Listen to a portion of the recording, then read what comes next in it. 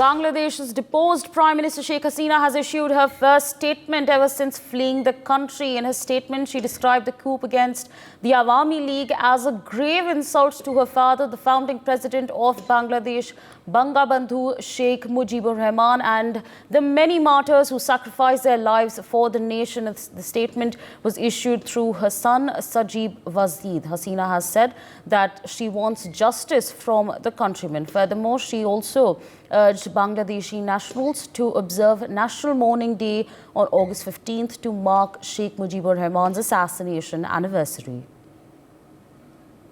Renik on the telecast with me. Renik, first statements they're being issued by Sheikh Hasina after fleeing the country. If you could take our viewers through what exactly she has stated.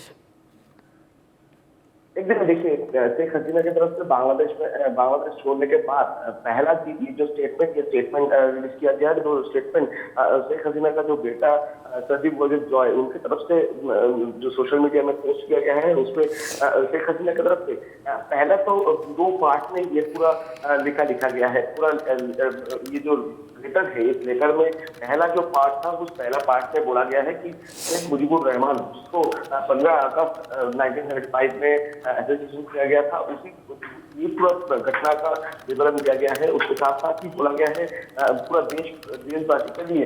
यानी बांग्लादेश का जो resident है उनके लिए शेख मुजीबुर रहमान का क्या क्या किया गया था, शेख मुजीबुर रहमान का क्या हिस्सा था बांग्लादेश में, बांग्लादेश का जो स्वाधीनता है उसको लेकर किस तरीके का मूवमेंट किया गया था, ये पूरा बयान दिया गया है। सेकेंड पार्ट, ये शेख मुजीबुर रहमान का पूरा कहानी लिखते हुए शेख हसीना की तरफ से सेकेंड जो पार्ट, उस पार्ट में बांग्लादेश में किस तरीके का हलकत चल रहा है, बांग्लादेश में किस तरीके का अत्याचार चल रहा है, उसका पूरा बयान किया गया है। शेख हसीना की तरफ से डायरेक्टली कहा गया है कि जिस तरीके का मूवमेंट बांग्लादेश में चल रहा है वो और नहीं, ये टेररिज्म है, बांग्लादेश में टेररिज्म चल रहा है, ऐसा शेख हसीना की तरफ से डायरेक्टली कहा गया है। और उसके साथ साथ ये भी कहा गया है कि बांग्लादेश का जो रेजिडेंट है, बांग्लादेश का जो लोग है, उनको एक होना पड़ेगा ये पूरा वैंडलिज्म को रोकने के लिए। इस तरीके का जो वायलेशन चल रहा है, इस तरीके का जो एजुकेशन चल रहा है, इनको रोकने के लिए बांग्लादेश का जो लोग उनको एक होना पड़ेगा, क्योंकि ये पूरा जो घटना चल रहा है बांग्लादेश में, तरीके का हमला हो रहा है, बांग्लादेश में जिस परिस्थिति से शेख हसीना को बांग्लादेश छोड़कर चले आना पड़ा है, और इसी सिचुएशन को वो टेररिज्म कहते हुए पूरा देशवासी को लिए एक ही मैसेज देना चाहते थे कि ये पूरा घटना में उनको लगता है कि बांग्लादेश का ये जो पूरा घटना जुलाई महीने से जो घटना चल रहा है वो टेररिज्म है, और ये टेररिज्म के केस में बांग्लादेश का जो लोग उनको एक होना पड़ेगा, क्योंकि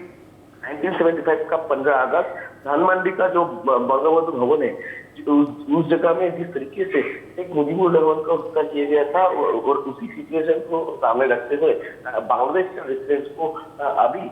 एक होना पड़ेगा, पूरा देश के लिए लड़ाई करना पड़ेगा। और यही मैसेज पहली बार शेख हसीना की तरफ से दिया गया है, वो भी 14 अगस्त, जो कि 15 अगस्त शेख मुजीबुर रहमान का हत्या दिवस है, और उससे पहले ही इस तरीके का जो पोस्ट शेख हसीना का जो बेटा है उनकी तरफ से किया गया है। For more such videos, subscribe to the NewsX YouTube channel, hit the bell icon.